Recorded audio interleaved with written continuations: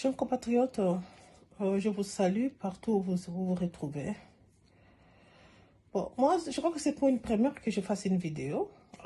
Je le fais parce que je trouve qu'il y a une urgence et quelque chose qui ne marche pas réellement. Donc, il y a un danger. Dans quel sens?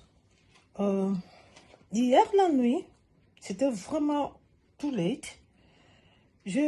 J'ai reçu un appel d'un ami africain. C'est un haut gradé dans les systèmes des Nations Unies.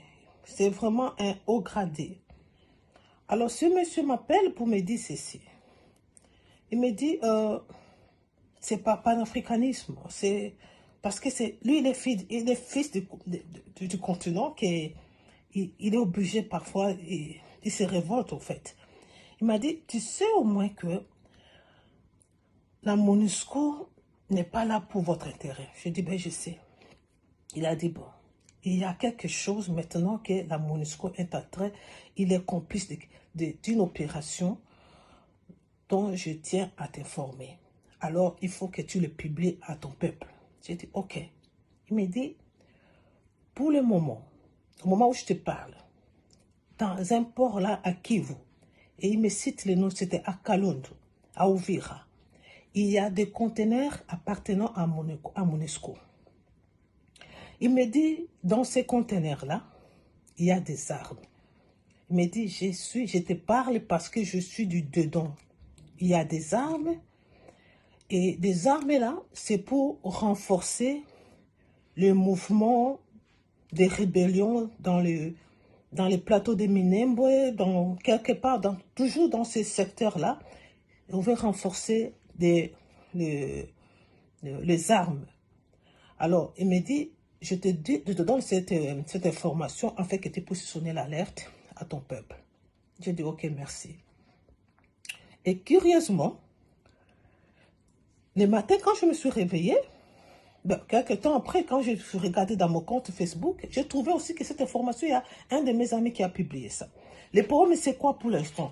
Comme l'ami m'a parlé, il me dit, le problème, c'est que vos agents de la douane, ils veulent contrôler, ils veulent faire leur travail comme ils font avec tous les conteneurs qui entrent au pays. Mais curieusement, au fait, la MONUSCO refuse. On ne sait pas pourquoi la MONUSCO refuse. La MONUSCO refuse pour qu'on puisse faire les contrôles normaux comme d'habitude. Parce qu'ils savent qu'il y a quelque chose. Alors il me dit, le problème et le danger, c'est que maintenant, nous connaissons nos dirigeants africains. Alors si les autorités de la MONUSCO font la pression sur vos dirigeants, ils peuvent demander au service de la douane de ne pas faire le contrôle. Et quand vous lâchez ça, vous devez savoir qu'il y aura une conséquence derrière cette décision-là.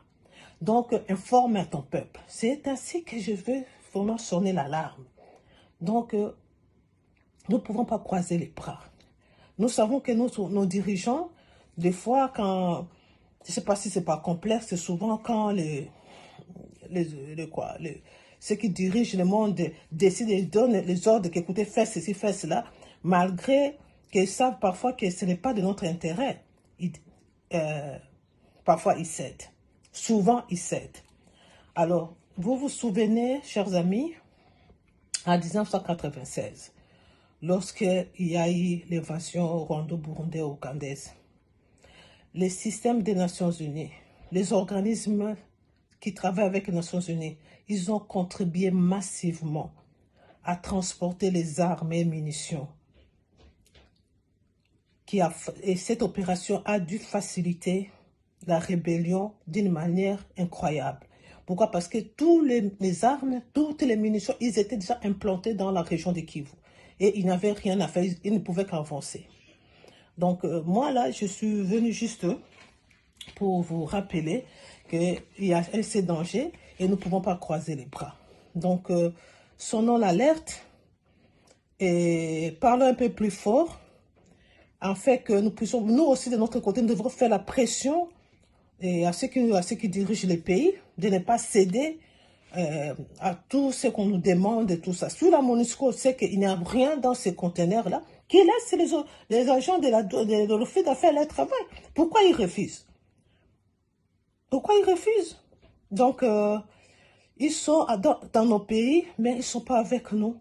Et c'est à nous maintenant de faire la lutte. Et parce que si nous ne lèvons pas aujourd'hui, et un jour, ça sera la génération future, n'aura que l'histoire pour dire qu'écoutez, c'était comme ça que nous étions d'abord et maintenant voici où nous sommes. Et c'est ainsi que je suis venue vous en parler. Merci. Bye.